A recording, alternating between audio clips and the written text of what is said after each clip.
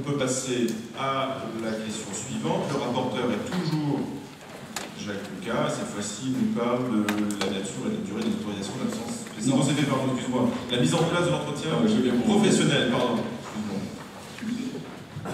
Oui, c'est ce que nous connaissons tous sur nos différents territoires, c'est donc la mise en place de l'entretien professionnel. Donc, je vous passerai aussi les vues.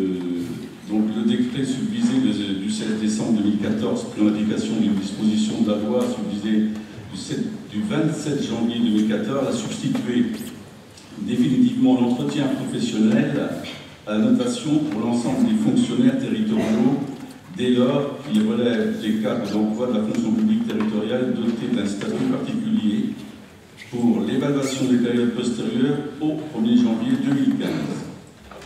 La communauté d'agglomération Mont-Saint-Michel-Normandie a donc l'obligation de mettre en place l'évaluation des agents par l'entretien professionnel. Ces modalités d'organisation devront respecter les dispositions fixées par le décret 2014-1426 du 16 décembre 2014, convocation du fonctionnaire, entretien conduit par le supérieur hiérarchique direct, établissement du compte-rendu, notification du compte-rendu au fonctionnaire, demande de révision de l'entretien professionnel, transmission du compte-rendu à la commission administrative paritaire compétente et respect des délais fixés pour chacune de ces étapes.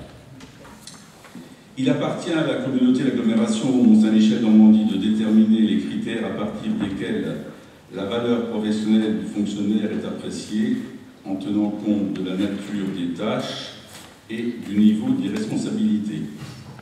Ces critères, déterminés après avis du comité technique compétent, portent notamment sur les résultats professionnels obtenus par l'agent et la réalisation des objectifs, les compétences professionnelles et techniques, les qualités relationnelles, la capacité d'encadrement ou d'expertise ou, le cas échéant, à exercer des fonctions d'un niveau supérieur.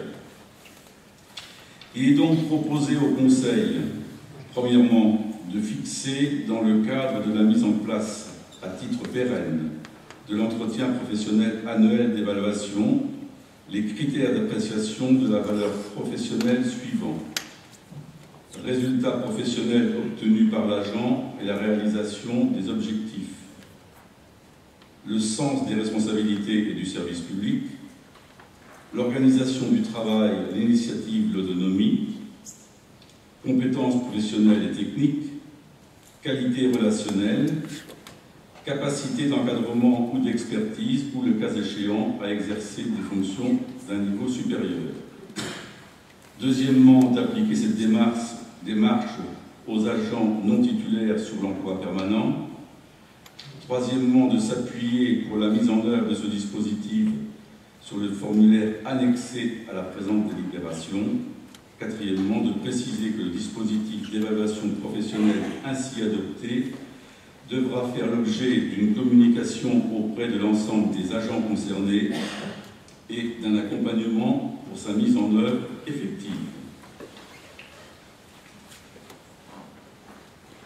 Bien. Est-ce qu'il y a des demandes de précision? Ou est-ce que c'est clair pour l'ensemble de l'Assemblée? Oui, je ne vois pas de main se lever, donc on va pouvoir passer au vote.